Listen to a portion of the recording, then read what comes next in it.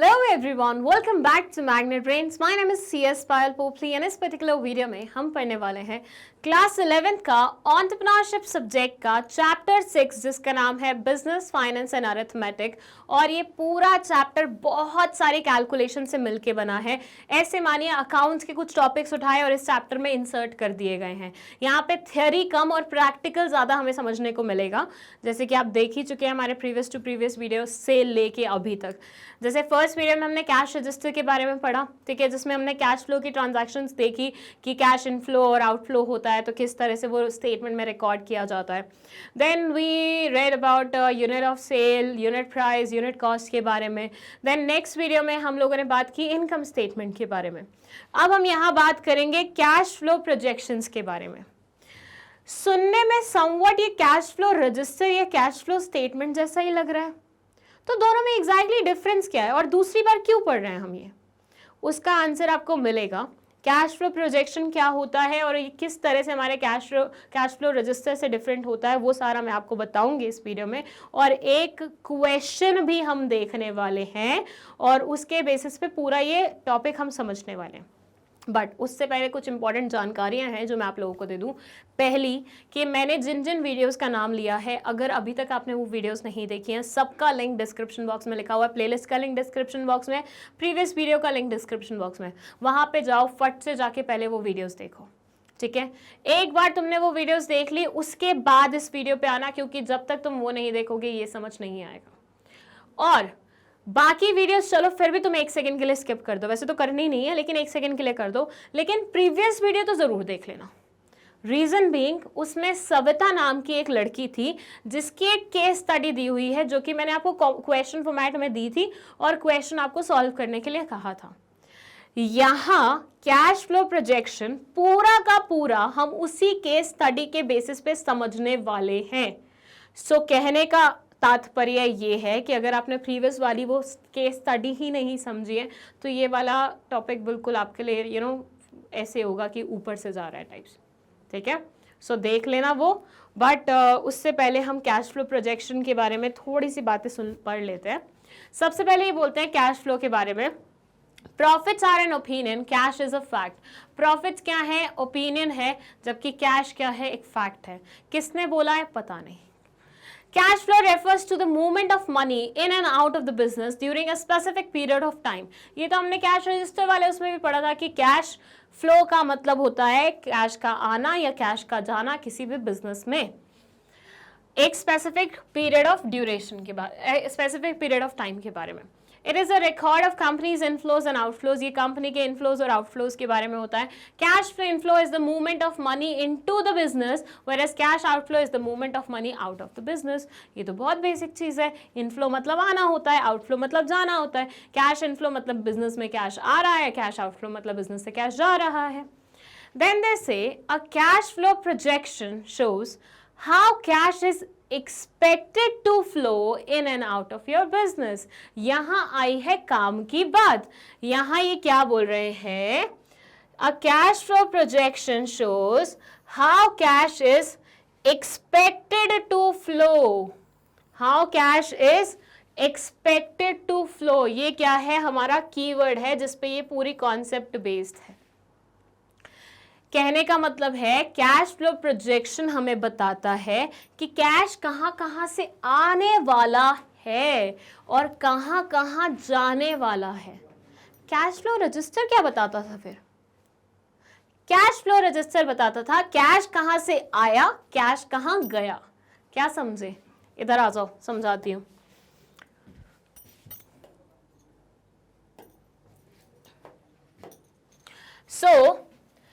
Cash flow register या cash flow statement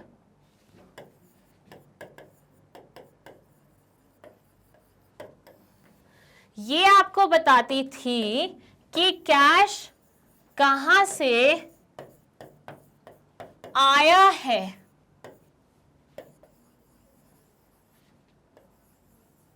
और cash कहां गया है। Whereas आपका कैश फ्लो प्रोजेक्शन बताता है कैश कहां से आएगा, कैश कहां जाएगा। अगर आपकी इंग्लिश ठीक ठाक है तो आप यहां पे समझ जाएंगे, ये मैंने लिखा है पास्ट टेंस, ये मैंने लिखा है फ्यूचर टेंस। पास्ट टेंस कब लगाते हैं हम, जो वो पर्टिकुलर इंसिडेंट हो चुका होता है, और फ्यूचर टेंस हम कहाँ लगाते हैं, जब वो इंसिडेंट होने वाला होता है। तो कैश फ्लो स्टेटमेंट में हम वो कैश इनफ्लोज लिखते हैं या वो कैश आउटफ्लोज लिखते हैं जो कि ऑलरेडी हो चुके हैं। मुझे शाम ने 10 रुपए दिए, मैंने नेहा को 50 रुपए दिए, मुझे मिले, मैंने दिए, पास्ट में हो चुका है। मुझे शाम से अगले महीने 500 रुपए लेने हैं, मुझे नेहा को नेक्स्ट टू नेक्स्ट मंथ 200 रुपए देने हैं। ये फ्यूचर के बारे में बात हो रही है। तो जब फ्यूचर के बारे में बात होती है तो उसे हम क्या बोलते हैं, कैश फ्लो प्रोजेक्शंस बोलते हैं। प्रोजेक्शन का मतलब ही यही होता है, फोरकास्ट करना, एस्टिमेट करना, मतलब फ्यूचर का अंदाजा लगाना। इससे क्या होता है, मतलब एक बहुत ही नॉर्मल सवाल किसी के भी दिमाग में आ सकता है कि अरे हम क्यों पढ़े, फ्यूचर में क्या होने वाला है उसके बारे में हम क्यों पढ़े। हम वैसे तो पढ़ते हैं कि भैया क्या चल रहा है हमारे एनवायरनमेंट में, लेकिन कैश हमें कहाँ से मिलने वाला है, कहाँ जाने वाला है, इतना तामझाम क्यों करना है। पता चल जाएगा ना जब फ्यूचर में वो चीज़ होगी। हम ये इसलिए करते हैं ताकि हम अपने आप को प्रिपेयर्ड रख सके। फर्स्ट से हमें लगता है कि नेक्स्ट मंथ हमें कैश कम आने वाला है, लेकिन हमारे हाथ से कैश ज़्यादा जाने वाला है, तो हमें कैश पहले से कहीं से अरेंज करके रखना पड़ेगा ना। मुझे नेक्स्ट मंथ शाम से 500 रुपये मिलने वाले हैं, मुझे नेक्स्ट मंथ नेहा को 1000 रुपये देने हैं। मिल कितने रहे हैं, 500 मिल रहे हैं, देने कितने हैं, 1000 देने हैं, बाकी के 500 रुपये मुझे कहीं ना कहीं से अरेंज करने पड़ेंगे ना। सिंपल सा लॉजिक है। तो बस वही लॉजिक इंसर्ट करते हुए कैश फ्लो प्रोजेक्शन बनाया गया कि हम पहले से ही प्रिपेयर्ड रहे कि क्या हमारे पास कैश सरप्लस होगा नेक्स्ट मंथ में या फिर डेफिशिएंट होगा। इफ डेफिशिएंट होगा तो हम पैसे की अरेंजमेंट पहले से करके रखें। तो कैश फ्लो स्टेटमेंट हमें पुराने जो ट्रांजैक्शंस होते हैं जो पास्ट में हो चुके हैं उनके बारे में बताती है, whereas cash flow projection हमें फ्यूचर में होने वाले ट्रांजैक्शंस के बारे में थोड़ा सा आइडिया देती है। अगेन ये प्रॉपर फिगर्स नहीं होते, ये एस्टिमेटेड फिगर्स होते हैं, क्योंकि future you can not predict properly कि भैया हाँ ये ऐसा होगा, ऐसा होगा, ये होगा, वो होगा। वो तो आप सोच ही सकते हो ना। सिर्फ मुझे नेहा को पैसे देने थे अगले महीने, मेरा मन नहीं हुआ, मैंने नहीं दिए, फ्यूचर की बात है ना, मेरे पैसे बच गए। सो वही चीज है। सो ये बोलते हैं for you it's an important tool for cash management. Cash management के लिए बहुत ज्यादा इंपॉर्टेंट टूल है, letting you know when your outlays are too high और when you might want to arrange short term investments to deal with the cash surplus. A cash flow projection will give a much better idea of how much capital investment a business idea needs. Cash flow projection से हमें पता चल जाता है कि कितना capital investment business को required है। और ठीक है, चलिए नेक्स्ट ये बोल रहे हैं the difference between cash flow projection and cash statement is this that एक है फ्यूचर के बारे में, दूसरा है हिस्टोरिकल मतलब पुराने इवेंट्स के बारे में। एक फ्यूचर के बारे में है, दूसरा पुराने इवेंट्स के बारे में है। The historical cash flow statement shows how cash has flowed in और out of the business. In other words it describes the cash flow inflow और outflow that has occurred in the past. ये inflow और outflow बताता है cash का जो कि past में अकर हुआ है। The cash flow projection shows the cash that is anticipated to be generated or expended over a chosen period of time in the future. Cash flow projection basically आपको anticipate करके बताता है कि भैया कहाँ से हमें कैश जनरेट होने वाला है और कहाँ हमारा कैश लगने वाला है फ्यूचर में। ठीक है, फ्यूचर का किसी भी पीरियड का ले सकते हैं, 1 महीने, 1 साल, whatever the period of is. The easy and simple way of understanding how to prepare a cash flow projection is by actually preparing one. Okay, बोलता है सबसे simple और easy तरीका है कैश फ्लो को समझने का, प्रोजेक्शन को समझने का, कि आप एक बना के ही देख लो। We can use the Savita sari shop story given in the previous section. पुराने सेक्शन में जो सविता साड़ी शॉप वाला एक एग्जाम्पल दिया हुआ था उसी को बेस बनाते हुए हम इस पूरी कॉन्सेप्ट को समझेंगे और कैश फ्लो प्रोजेक्शंस करेंगे। ठीक है, आया समझ? चलो, सो अभी हमने क्या पार्ट समझा? अभी हमने ये समझा कि कैश फ्लो प्रोजेक्शन होता क्या है, जिसमें हम फ्यूचर के बारे में बात करते हैं कि फ्यूचर में हमें कैश कहाँ से मिलने वाला है, कहाँ हमारा कैश लगने वाला है। ये हम तभी करते हैं जब हमें जानना होता है कि हम कैश को कैसे मैनेज करें, मतलब फ्यूचर के लिए कैश को कैसे मैनेज किया जाए, फ्यूचर में हमारे पास एक्स्ट्रा कैश होने वाला है या कम कैश होने वाला है, वो सारी चीज़ें जानने के लिए। उसके बाद हमने डिफरेंस जान लिया इसका कैश फ्लो स्टेटमेंट से, ठीक है। अब सविता वाली स्टोरी समझ में सुनाई, वो आ रही है, वापस आ रही है। अच्छा, इन्होंने समरी लिख दी है कुछ पॉइंट्स की जो कि सविता की स्टोरी से रिलेट करता था, वो समरी पूरी यहाँ लिखी हुई है, एक बार मैं आपके लिए रीड कर रही हूँ। It says preparing a cash flow projection, summarizing the points from the story to help prepare the cash flow projection. Cash flow projection बनाने के लिए हम summarize कर रहे हैं वो story के कुछ points. First है, Savita conducted a survey in our neighborhood and was convinced that there was an opportunity to start a sari shop. Savita ने क्या किया? अपने नेबरहुड में एक सर्वे कंडक्ट किया और अपने आप को कन्विंस कर लिया कि उसके एरिया में साड़ी शॉप की एक अपॉर्चुनिटी है, मतलब एक शॉप खोली जा सकती है। She plans to bring sarees from Surat and sell it to her clients. उन्होंने प्लान किया कि वो सूरत से साड़ियाँ खरीद के आएंगी और अपने क्लाइंट्स को बेचेंगी। She has decided on the types of sarees that could sell for rupees 250 per piece. She will be able to get the sarees at 125 per piece. 250 रुपए में ये बेचेंगी, 125 रुपए में ये खरीदेंगी और 12-12.5 रुपए ये क्या करेंगी? पैकिंग का चार्ज पे करेंगी हर साड़ी पे। चलो, She wants to employ 2 sales girls. ये 2 sales girls अपॉइंट करना चाहती हैं। सैलरी क्या होगी उनकी? 1000 ईच। साथ ही अपने लिए भी 1000 रुपए की सैलरी विड्रॉ करेंगी बिजनेस से। खुद भी तो काम कर रही हैं तो 1000 रुपए खुद के लिए भी विड्रॉ करेंगे। और इन लड़कियों को कमीशन भी मिलेगा सेल्स पे 10% के अकॉर्डिंग, जितनी भी सेल्स होंगी उसका 10% they will get. The freight for the saris from Surat works out 12.50 पर साड़ी। फ्रेट जो चार्जेस होंगे वो होंगे 12.5 रुपए पर साड़ी पे।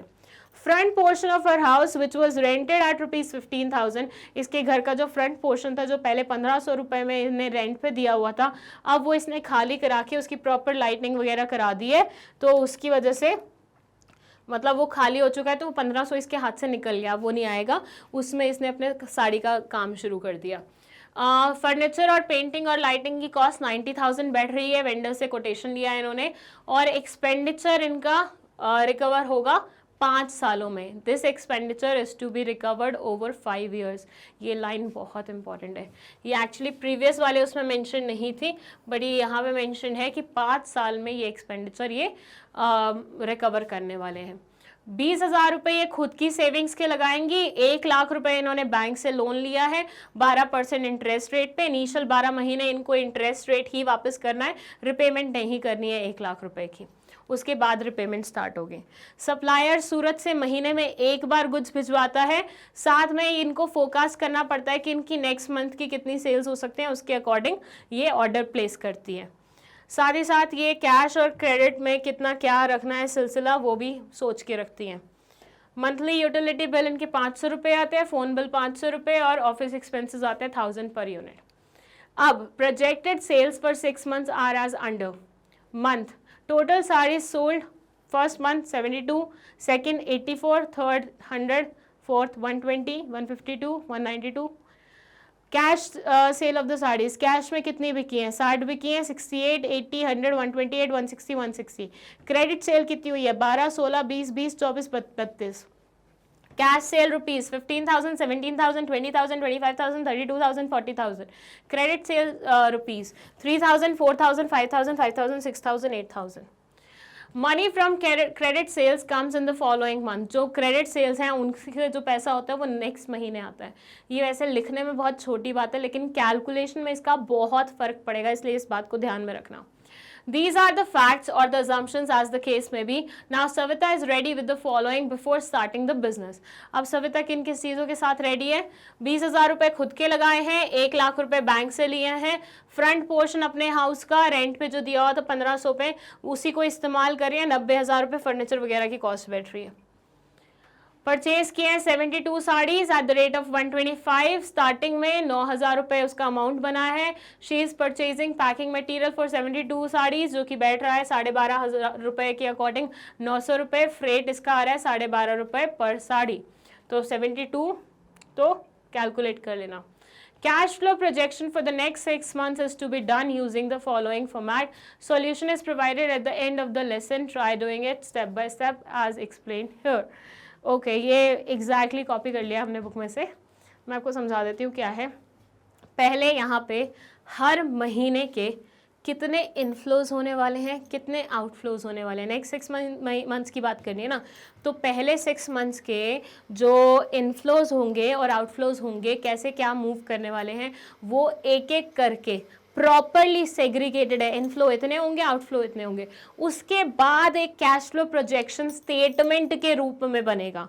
तो पहले आपको समझाने के पर्सपेक्टिव से प्रॉपरली एक्सप्लेन किया हुआ है हर एक पॉइंट को, हर एक चीज को, और उसके बाद उन फिगर्स को टेबल के फॉर्मेट में डाल दिया गया है। लेकिन वो टेबल इस पर्टिकुलर पोर्शन के एंड में आएगी, सो दैट आप पहले अच्छे से क्लियरली समझ लें कि चीजें कैसे, कहाँ, कब मूव की हैं। ठीक है, तो वो समझा देते हैं आपको।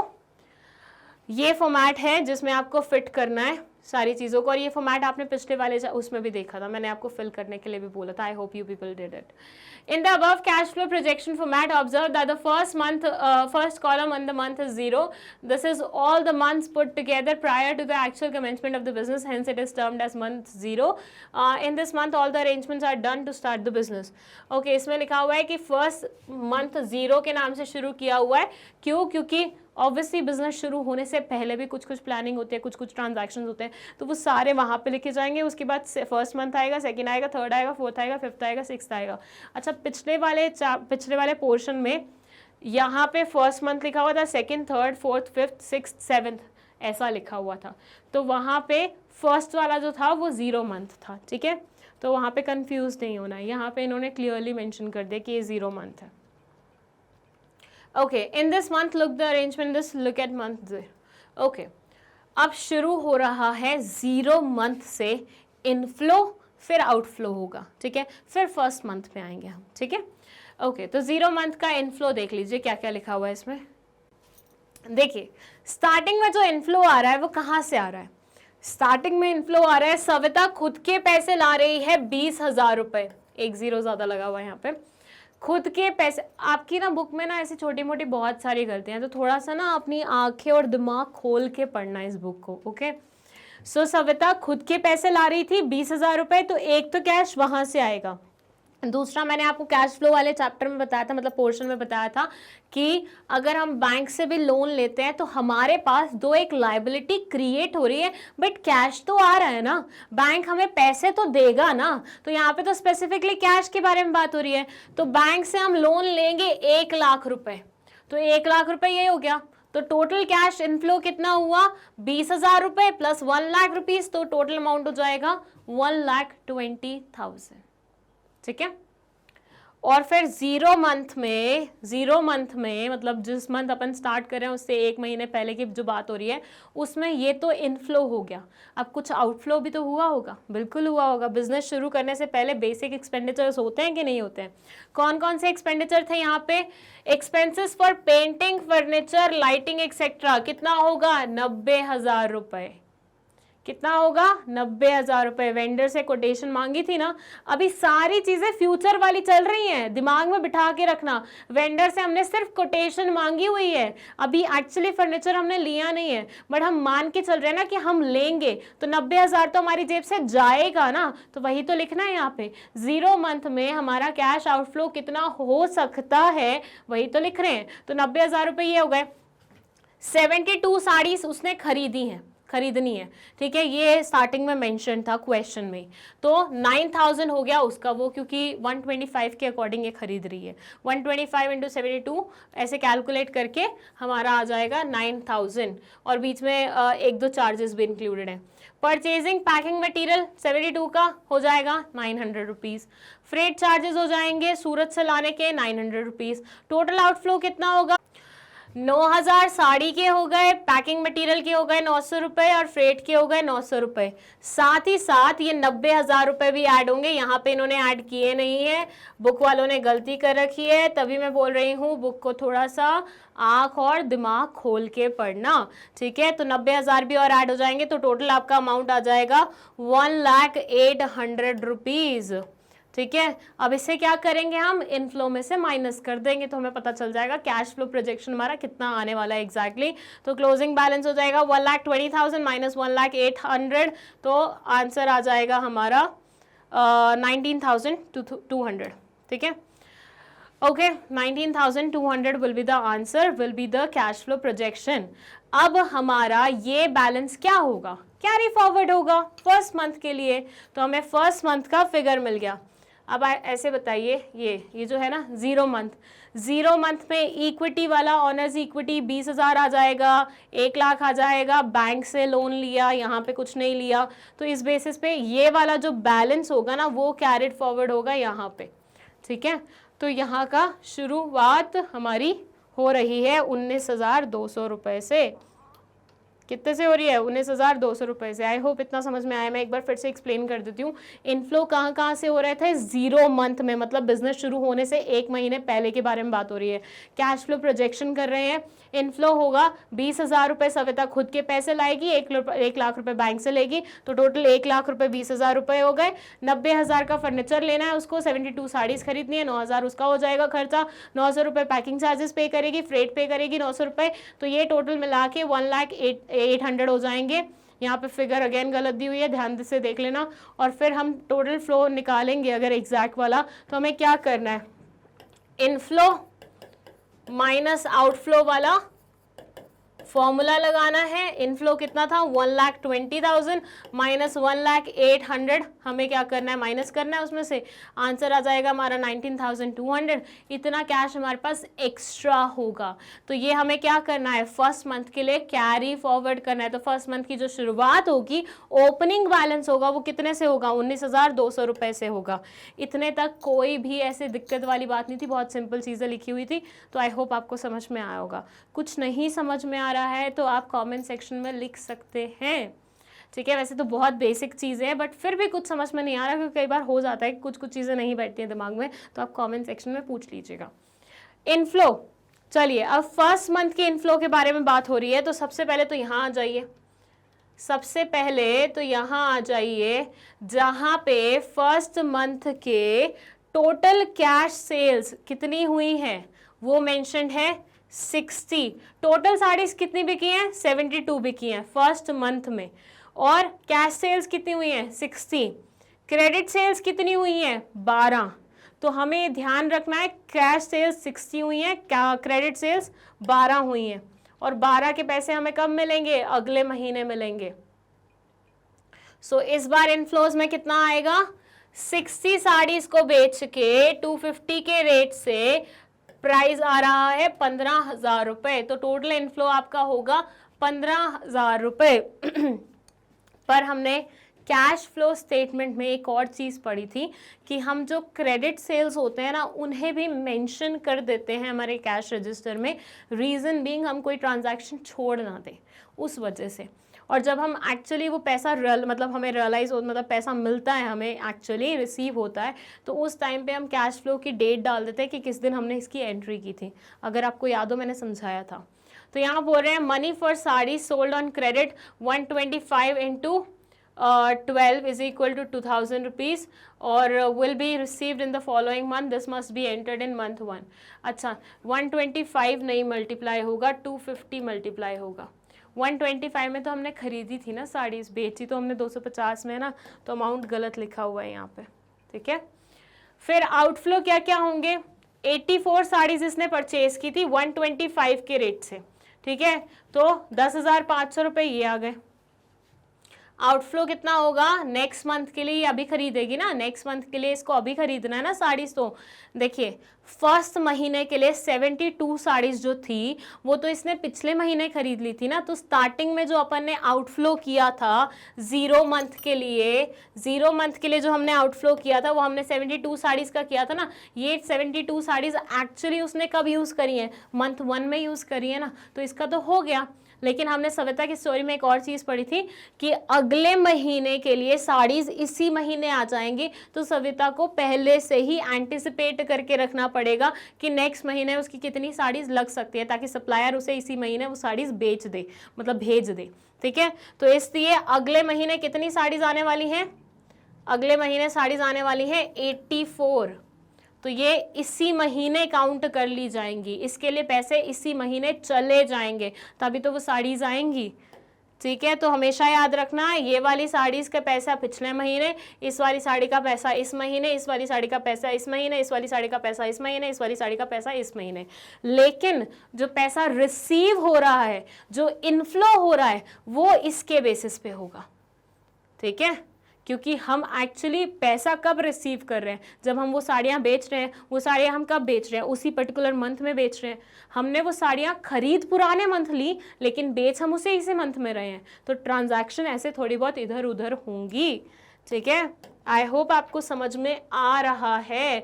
बहुत ही आराम से, प्यार से, आहिस्ता आहिस्ता मैं आपको ये करवा रही हूँ, क्योंकि मैंने आपको कभी भी प्रैक्टिकल क्वेश्चन ज़्यादा नहीं करवाए हैं, बिजनेस स्टडीज़ में इतने होते ही नहीं थे, बट यहाँ पे आई होप आपको चीज़ें समझ में आ रही हैं। पैकिंग मटेरियल इसने 84 साड़ियों का पे किया, कितना, 10,050। ठीक है, अब इसको साथ में टोटल सेल्स पे अपनी लड़कियों को 10% कमीशन भी देना है। यू रिमेंबर, ये अपनी दोनों लड़कियों को जिनको हायर किया था इसने 10% कमीशन दे रही थी, तो 18,000 रुपये की सेल हुई है उसकी। ठीक है, उस पर 10% कमीशन देगी तो कितना बनेगा, 1,800 रुपये। फ्रेट चार्जेस जो पे करेगी वो होंगे 1,050 रुपये, 12.5 रुपये पर साड़ी के अकॉर्डिंग। सैलरी जो फिक्स की है इसने वो की है 1,000 रुपये दोनों लड़कियों के लिए, 1,000 और 1,000 रुपये खुद के लिए विड्रॉ करिए, तो टोटल कितने हज़ार हो गए, 3,000 हो गए। खुद के लिए 1,000, 2 लड़कियां हायर की हुई हैं उनके भी 1,000, टोटल कितने हुए, 3,000, तो 3,000 हो गए ये।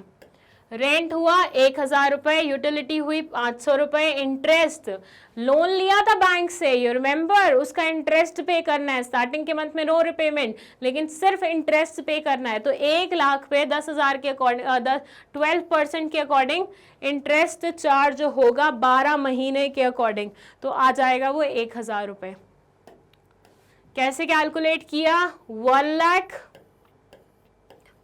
लाख इंटू 12/100 कितना आएगा, 12,000 रुपये। अब इसको 12 महीने से डिवाइड कर दो तो कितना आ जाएगा, 1,000 रुपये पर महीना।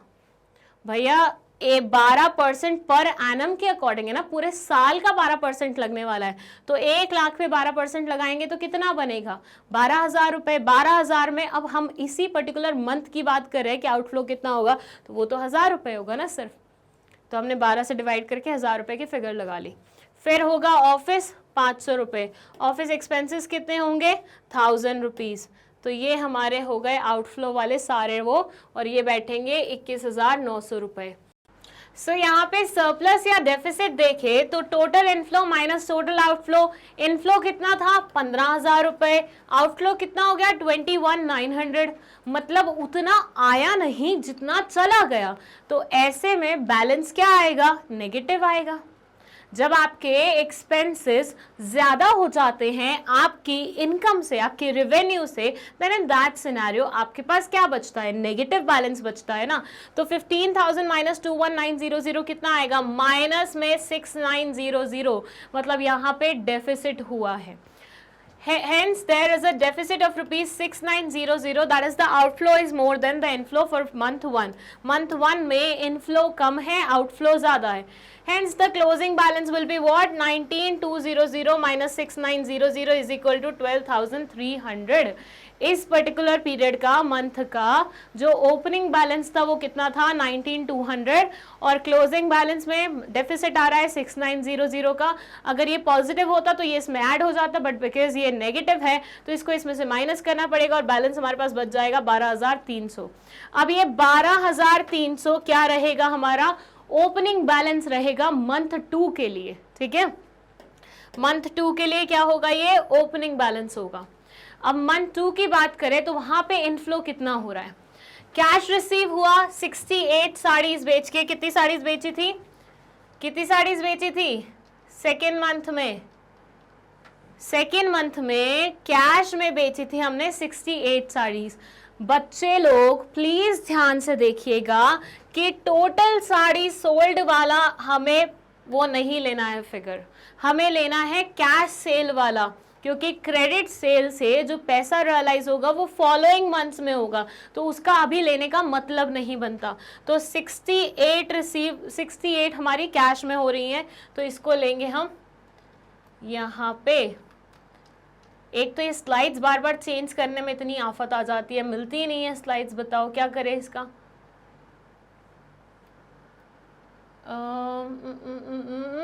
अब मैंने डिसाइड किया है मैं वो बॉक्स पे दोबारा नहीं जाऊंगी क्योंकि बहुत तामझाम हो जाता है. हाँ जी, ये हो गई. तो 68 साड़ीज बेची 250 के उससे. ठीक है, तो हमारा आ गया फिगर कितना? 17,000 रुपये. But at the same time पिछले मंथ में जो क्रेडिट सेल हुई थी उसका पैसा भी तो इस बार रियलाइज होगा ना. तो पिछली बार क्रेडिट सेल कितनी हुई थी? पिछली बार क्रेडिट सेल आई गेस 12 या कितनी हुई थी. ठीक है, वो बॉक्स से देख लेना और उसको मल्टीप्लाई करोगे 250 से तो 3,000 रुपये यहाँ पे आ गया अमाउंट आपका पिछली सेल्स का. ठीक है, पिछले मंथ की क्रेडिट सेल्स का पैसा क्योंकि नेक्स्ट मंथ रियलाइज होने वाला है तो ये भी हम इनफ्लो में काउंट करेंगे. ये पिछले मंथ का है, ये इस मंथ का है, दोनों को ऐड करेंगे. कितना आ गया? 20,000 रुपये. तो टोटल इनफ्लो कितना हुआ? 20,000 रुपये. अब हम कैलकुलेट करेंगे टोटल आउटफ्लो. आउटफ्लो में ये बोलते हैं Savita purchases 100 saris at the rate of 125 each. तो 12,500 रुपये आ गया 100 साड़ियों की कीमत जो ये पे करेगी. फिर पैकेजिंग 1250, देन सेल्स कमीशन पे करेगी 10% के अकॉर्डिंग, वो रहेगा 2100. फिर सूरत से जो फ्रेट चार्जेस लग रहे हैं वो लग रहे हैं 1,250 और रिमेनिंग एक्सपेंसेस जो हैं वो सारे मिला के 7,500 आ रहे हैं. इन्होंने यहाँ पे क्या किया है, मतलब पिछले वाले में तो इन्होंने सैलरी अलग से लिखा था, यूटिलिटी बिल अलग से, फ़ोन बिल अलग से, ये बिल अलग से सारे, बट यहाँ पे इन्होंने सारे कंबाइन करके एक साथ लिख दिया. आप ऐसा भी कर सकते हो. ठीक है, as in the previous month, मतलब जैसे पिछले मंथ में हुआ था बिल्कुल एग्जैक्टली सेम तरीके से 7,500 रुपये यहाँ पे आ गया आपका पिछले मंथ का, मतलब इस मंथ का वो. Hence the total outflow for month 2 will be the sum of all the above. तो टोटल आउटफ्लो कितना होगा? 12,500 प्लस 1,250 प्लस 2,100 प्लस 1,250 प्लस 7,500. तो टोटल हो गया 24,600. 24,600. Hence the surplus deficit for month 2 will be 20,000 minus 24,600. That means इस बार भी आपका inflow कम है, आउटफ्लो ज़्यादा है, तो बैलेंस क्या आएगा? नेगेटिव में आएगा, डेफिसिट आएगा. 4,600 माइनस में आएगा. इतना डेफिसिट हो रहा है. फिर क्लोजिंग बैलेंस कितना होगा? 12,300 हमारा ओपनिंग बैलेंस था मंथ 2 का. ठीक है, और माइनस करेंगे इसमें से क्या? इनफ्लो माइनस आउटफ्लो का जो फिगर होगा, जो डेफिसिट में आया 4,600. ठीक है, और अमाउंट क्या आ जाएगा हमारा? 7,700. अब ये हो जाएगा हमारा opening balance for our next month. तो थर्ड मंथ के लिए ये ओपनिंग बैलेंस हो गया हमारा. राइट, बहुत सिंपल है. इट जस्ट थोड़ा सा लेंदी हो रहा है क्योंकि एक्सप्लेनेशन के साथ है. अगर ये बॉक्स में किया होता ना डायरेक्टली तो उतना लेंदी नहीं लगता, क्योंकि मैं आपको फर्स्ट टाइम समझा रही हूँ, इसलिए मैंने आपको पूरा एक्सप्लेनेशन के साथ समझाया है. अभी लास्ट में हम बॉक्स भी देखेंगे जहाँ पे हम फिगर्स पुट करेंगे, तो वहाँ से आपका बिल्कुल समराइज फॉर्मेट में हो जाएगा. ठीक है, कुछ नहीं है इस क्वेश्चन में, बहुत ही सिंपल क्वेश्चन है। एक दो चीज़ें आपको कंफ्यूज करने के लिए दे रखी है, लाइक 1500 रेंट आता था घर से, उसी को अब इस्तेमाल कर रहे हो तुम शॉप के पर्पज से, तो अब वो 1500 तुम्हारा दोबारा नहीं आएगा, तो क्या करें? नहीं आएगा तो नहीं आएगा ना, वो आ थोड़ी ना रहा है या जा थोड़ी ना रहा है, ना इनफ्लो हो रहा है ना आउटफ्लो हो रहा है, कैश का कुछ लेन देन नहीं हो रहा, तो क्यों लिखे उसे? इसलिए कहीं पे भी वो मेंशन नहीं है, वो आपको सिर्फ कंफ्यूज करने के लिए दिया गया था। ठीक है, नेक्स्ट इनफ्लो में बोलते हैं नेक्स्ट मंथ की, थर्ड मंथ की, कि 80 साड़ियाँ बिकी हैं, 250 के हिसाब से 20,000 ये आ गए। पिछली बार जो क्रेडिट सेल्स हुई थी उसकी कैश सेल, मतलब इस बार उसके पैसे रियलाइज हुए और वो आ गए 4,000 रुपए। तो टोटल इनफ्लो इस बार कितना हो जाएगा? 20 प्लस 4 24,000 रुपए। देन उसके बाद आउटफ्लो में ये बोलते हैं सविता ने 120 साड़ीज। याद रखिएगा परचेजिंग हमेशा नेक्स्ट मंथ की इस मंथ में हो रही है, तो थर्ड मंथ में परचेजिंग किसकी हो रही है? फोर्थ मंथ की हो रही है। ये फिगर भी प्लीज भूलिएगा मत और ध्यान से लिखिएगा। यहाँ पे ना थोड़ा बहुत आपका गलती करने का स्कोप ज़्यादा है, क्योंकि बहुत सारे मंथ्स इंक्लूडेड है, बहुत सारी फिगर्स इंक्लूडेड है और बहुत सारा तामझाम इंक्लूडेड है। इसलिए थोड़ा सा दिमाग को ना खोल के, मतलब आराम से बैठ के करिएगा क्वेश्चन, इधर उधर डिस्ट्रैक्ट नहीं होना है। देन दे से 15,000 आ गया आपका क्या?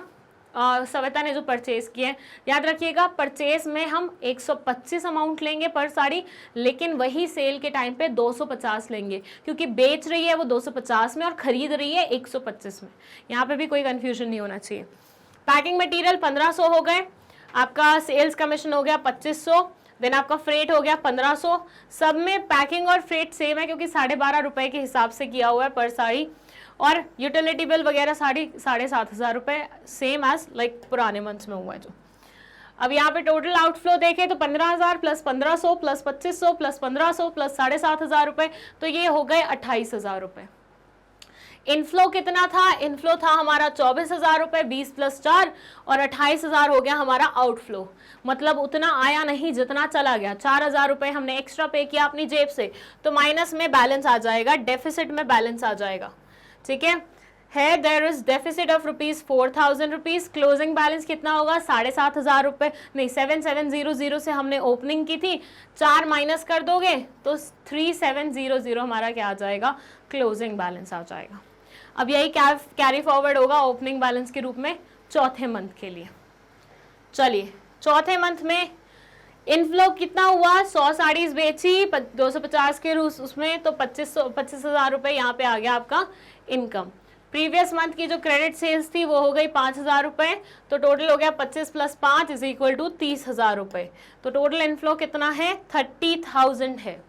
आउटफ्लो कितना है? 152 साड़ीज 125 के अकॉर्डिंग, तो 19,000 रुपये आपका आ गया सविता ने जो परचेज किया। अच्छा, थोड़ा बहुत अगर फिगर्स ऐसे हो रहे हो ना कि लाइक अनइवन से आ रहे हैं, तो उसको राउंड ऑफ करके बना लेना। ठीक है, शी परचेजेस पैकेजिंग मटेरियल कितना? 1900, कमीशन 3,000 रुपये, अगेन फ्रेट 1900 और यूटिलिटी वगैरह सारा बिल 7,500 रुपये। ये तो सारा सेम ही है। 3,000 रुपये इसमें सैलरी है, 2 बंदियों की, 2 खुद की, 1 खुद की, रेंट है, यूटिलिटी बिल है। सम टोटल कितना हुआ? 19,000 रुपये, 1900, 3,000 रुपये, 7,500 रुपये, 33,300। 33,300। सरप्लस और डेफिसिट कितना हुआ फोर्थ मंथ के लिए? वो हुआ हमारा 30,000 हमारा इनफ्लो था, 33,300 हमारा आउटफ्लो था, तो माइनस में अगेन आ जाएगा हमारा क्या? 3,300। यहाँ पे माइनस मिसिंग है, माइनस में आ जाएगा हमारा 3,300। अगेन क्या हो रहा है? डेफिसिट हो रहा है फोर्थ मंथ में भी। क्लोजिंग बैलेंस कितना होगा? 3,700 था, उसमें से माइनस कर दोगे 3,300, तो हमारा नेक्स्ट मंथ के लिए ओपनिंग बैलेंस मात्र बचेगा 400 रुपये। अब यहाँ से शुरू होती है हमारी नेक्स्ट मंथ की कहानी। Now look at month 5। Opening balance कितना? 400 को हमने आगे इनफ्लो में वो किया। इनफ्लो कितना हो रहा है? 128 साड़ीज बेच रही है 250 के रूप में, तो 32,000, 32,000। पिछले मंथ की जो क्रेडिट सेल्स थी उसका पैसा आया 5,000 रुपये, दोनों को ऐड किया कितना हुआ? 37,000 रुपीज़। 37,000 टोटल कितना है? इनफ्लो है। आउटफ्लो कितना होगा, 192 साड़ीज परचेज किए हैं, 24,000 ये आ गया, 2400 आ गया इसका पैकिंग मटेरियल, फ्रेट भी सेम आ गया, 3800 हो गया सेल्स कमीशन और 7,500 रुपये हो गया हमारा utility bills. Total outflow calculate करने पे निकलता है 40,100 रुपये। और फिर अगर मंथ में हम सरप्लस या वो करें तो इनफ्लो कितना था 37,000, आउटफ्लो कितना हुआ 40,100 रुपीज़, तो बचा कितना माइनस में 3100। जब से आए हैं तब से माइनस में ही चल रही है सारी सिलसिला। तो डेफिसिट हो रहा है इस मंथ के लिए कितना 3100। क्लोजिंग बैलेंस कितना आएगा भैया, ओपनिंग बैलेंस कितना था मात्र 400 रुपये और ये बैलेंस कितना है डेफिसिट का -3100। तो अब जो फिगर आएगा वो क्या होगा, माइनस वाला फिगर होगा। तो 2700 माइनस में आ रहे हैं। This means that there will be no money available at the end of the month, but complete the projection to see what the total picture is like. ये बोल रहे हैं इसका मतलब ये है कि अब आपके पास कुछ पैसा नहीं बचा है, कुछ कैश नहीं बचा है, बट फिर भी प्रोजेक्शन को कंप्लीट करिए देखने के लिए कि कैसा दिखता है ये। तो आप 6 मंथ पे चलते हैं, ओपनिंग बैलेंस है माइनस में 2700, इनफ्लो कितना हो रहा है 160 साड़ी बेची है 250 के उसमें, तो 40,000 रुपये। क्रेडिट सेल किया है पिछले मंथ वाला जो रियलाइज वो है 6,000 रुपये, तो 40,000 plus 6,000 is equal to 46,000। I hope I am making sense to you people. कुछ नहीं है, सिंपल है, एक में बेच रही है, एक में खरीद रही है, 125 के रूप में खरीद रही है, 250 के उसमें बेच रही है। खरीदती है नेक्स्ट मंथ का इस मंथ, बेचती है इस मंथ का इसी मंथ, ठीक है। तो और कुछ क्रेडिट सेल्स हैं जो कि नेक्स्ट मंथ रियलाइज हो रही है, तो क्रेडिट सेल अगर इस मंथ हुई है तो उसका पैसा अगले साल अगले महीने आएगा, ठीक है। बस यही है पूरे उसमें यही है। सविता ने 192 साड़ीज परचेज करी है, 24,000 ये आ गया, पैकिंग मटेरियल 2400 आ गया, सेल्स कमीशन 4800 2400। अच्छा ये सारा फ्यूचर में होने वाला है, अभी कुछ हुआ नहीं है, होगा ऐसा है। रिमेनिंग एक्सपेंसेस 7,500 रुपये, तो टोटल ये कितना बैठा 41,100। ये हो गया हमारा टोटल फिगर। अब यहाँ पे हम देखें सरप्लस आ रहा है या डेफिसिट आ रहा है, तो पुराने मतलब जो हमारा वो था इनफ्लो था वो 46,000 था, आउटफ्लो हमारा हो रहा है 41,100, तो हमारा 4,900 प्लस में आएगा। There is a surplus of 4,900 for 6 months. Closing balance कितना होगा, माइनस में था 2,700, अब उसमें ये वाला ऐड हो जाएगा क्योंकि ये पॉजिटिव बैलेंस है, सरप्लस बैलेंस है, तो आंसर हमारा फाइनली सरप्लस में आएगा 2,200। मतलब इतना पैसा हमारे पास है, कैश हमारे पास है। आया था समझ में? आई होप आ गया, मेरा गला दुख गया क्योंकि बोल के। Anyways, discussion में से preparing a projection using assumptions and facts gives Savita an insight in what is likely to happen in her business in terms of cash management. इस particular flow chart मतलब cash flow projection से उसे पता चल जाएगा, एक insight मिल जाएगी कि भैया बिजनेस किस तरह से मतलब बिजनेस में कैसे कैश मैनेजमेंट होने वाला है। In this case, she is aware well in advance that during month 5 she is likely to run out of money or she has a better chance of making arrangements for the month 5। तो इसको पता है मतलब 5th month में इसके पास cash बिल्कुल चला जाएगा, माइनस में आ जाएगा सब कुछ, तो 5वें महीने के लिए इसको थोड़ा सा अरेंजमेंट करके रखना पड़ेगा। मैंने पहले ही आपको बताया था कैश फ्लो प्रोजेक्शंस तभी की जाती हैं ताकि जिन मंथ्स हमारे को पैसा नहीं मिलने वाला है, हमारे पास इनफ्लो कम होने वाले हैं आउटफ्लो के कंपैरिजन में, तो उसके लिए हम पहले से अरेंज कर सके या कुछ ऑल्टरनेटिव बनता हो तो हम वो देख सके, ठीक है। Then they say, in this case, she is well aware in advance as this and that. She has a better chance of making arrangements for the month 5 rather than wake up at the end of month 5 and find out that there is no money to run the business. पहले से पता होगा projections के through, तो वो थोड़ा arrangement करके रखेगी। अगर मान लीजिए वो प्रोजेक्शंस करती नहीं तो उसके लिए तो बिल्कुल ऐसा होता है ना, सुबह वो उठी है और वो देख रही है अरे कैश ही नहीं है, क्या करूँ भैया, कहाँ भागूँ, इधर भागूँ उधर भागूँ, तो वो चीज़ नहीं होनी चाहिए। Savita can handle the projected cash deficit in month 5 by taking one or more of the following action: faster collection, requesting credit from sari supplier, postponing her own salary and rent, requesting short term loan from friends, etc.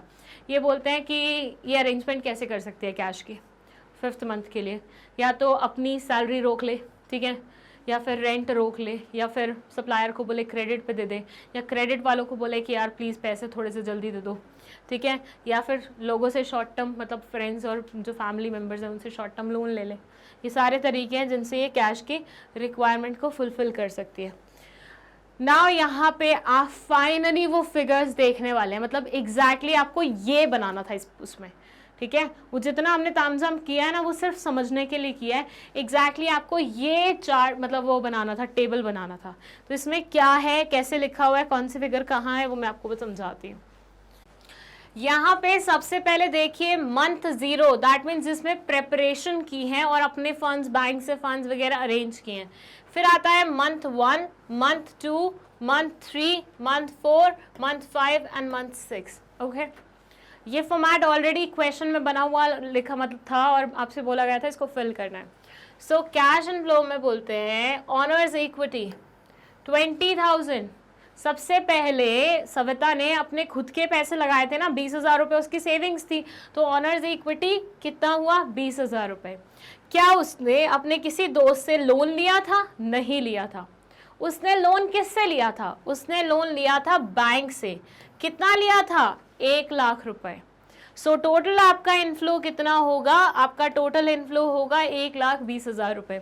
अच्छा, ये सिर्फ inflow वाले हैं, outflow वाला आगे बना हुआ है चार्ट, एक उसमें आ नहीं पाता इसलिए हमने आगे वो किया, ठीक है।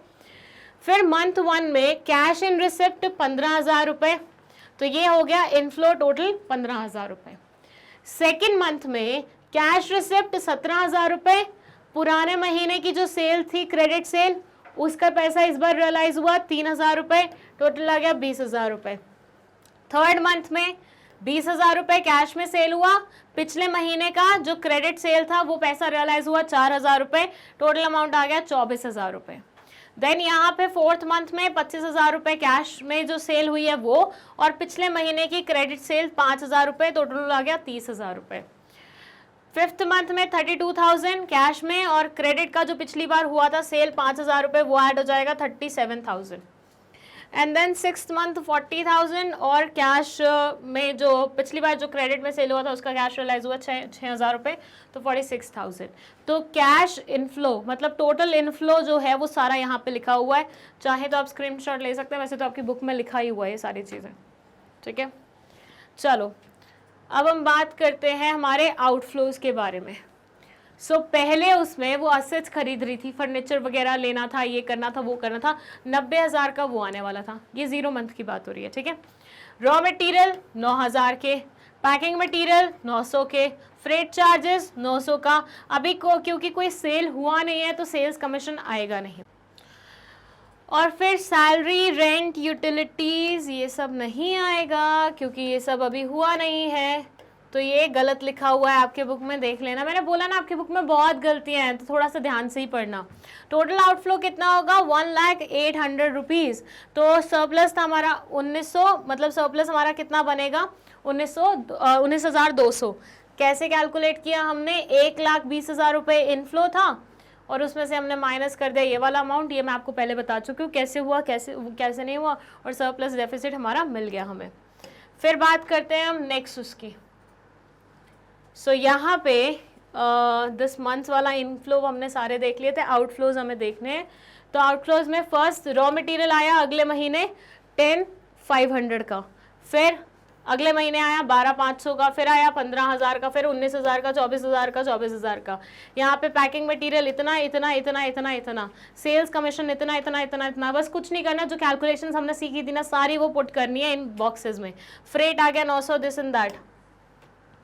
देन हमारा सैलरी, इस बार यहाँ से ये सारी चीज़ें सही बनी हुई हैं। 7,500 रुपये कैलकुलेट की थी ना हमने हर बार की, salary, rent, utilities, interest, phone, office expenditure, ये सारे मिला के 7,500 रुपये आ रहे हैं पूरे के पूरे। फिर टोटल आउटफ्लो हर केस में आ रहा है 219,000, 246,000, 28,000, 333,000, 40,100, 41,100। सरप्लस और डेफिसिट में यहाँ पे माइनस में आ रहा है, यहाँ पे माइनस में आ रहा है, यहाँ पे माइनस में आ रहा है, यहाँ पे माइनस में आ रहा है, यहाँ पे माइनस में आ रहा है, यहाँ पॉजिटिव आ रहा है।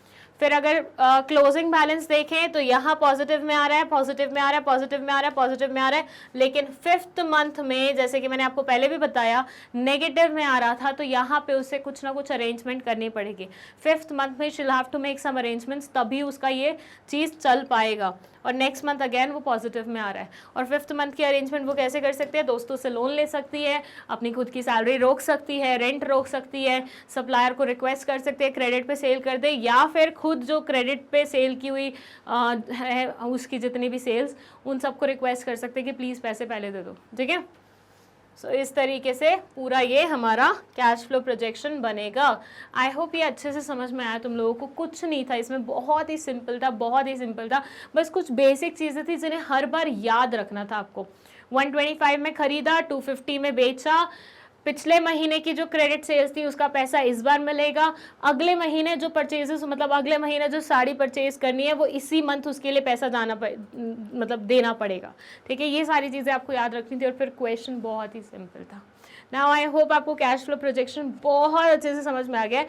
इसके बाद 2 वीडियोस और रहती हैं इस चैप्टर की, तो वो हम फटाफट निपटाएंगे। ब्रेक इवन पॉइंट के बारे में है वो, और दूसरा है हमारा टैक्सेस के बारे में, जो कि बहुत इंपॉर्टेंट टॉपिक है और लास्ट टॉपिक भी है इस चैप्टर का। सो अच्छे से देखिएगा उन वीडियोस को। कोई डाउट है तो कमेंट सेक्शन में मेंशन कर दीजिएगा। नोट्स चाहिए अगर आपको इस चैप्टर के, तो वो आप ले सकते हैं लिंक से, जो कि लिखा हुआ है gate notes from your description box में। प्रीवियस वीडियो या नेक्स्ट वीडियो देखनी है तो अगेन डिस्क्रिप्शन बॉक्स में लिंक लिखा हुआ है, प्लेलिस्ट का लिंक भी डिस्क्रिप्शन बॉक्स में मेंशन है। अब आप हमारी वीडियोस कहाँ देख सकते हैं वो सुन लीजिए। सबसे पहले तो आप हमें यूट्यूब पे देख सकते हो। उसके अलावा हमारी मैग्नेट ब्रेन्स की एक वेबसाइट भी है जिसका नाम है magnetbrains.com। गूगल पे जाके बस यही टाइप कर देना और तुम्हें मिल जाएगी। तो उस वेबसाइट पे तुम वो देख सकते हो वीडियोस। इसके अलावा अब हमारे पास एक एप्लीकेशन भी है। गूगल स्टोर पे जाके, प्ले स्टोर पे जाके you can just type magnet brains and you will find this application. वो डाउनलोड करना, मस्त वीडियोस देखना और काम चलाना अपना। ठीक है, तो ये तीनों जगह हम प्रेजेंट हैं। जहाँ तुम्हारा मन करे वहाँ पे वीडियो देख लो, लेकिन वीडियो देखना अनिवार्य है, क्योंकि हम दे रहे हैं आपको फ्री ऑफ कॉस्ट पूरे लेक्चर्स, पूरा सिलेबस। साथ ही साथ we are providing you e books as well as normal books also, जो कि डिटेल्ड डिस्क्रिप्शन के साथ आएंगी। पूरा अच्छे से सारी चीज़ें मेंशन होंगी इसमें। हम आपको सीबीएसई इंग्लिश या Hindi medium, NTSC, olympiad, CUET, IIT, JEE, NEET, UP Bihar board, spoken English, bank and insurance, RRB, SSC, UPSC, जैब कैप, सारे के सारे सब्जेक्ट, सारे के सारे फील्ड्स की अच्छे से नॉलेज देने वाले हैं। कुछ की तो दे भी चुके हैं, कुछ की और देने आ रहे हैं। सो वैसे ही कनेक्टेड रहिए जैसे आज तक रहे हैं। And all the very best for your preparation and thank you so much for watching this video.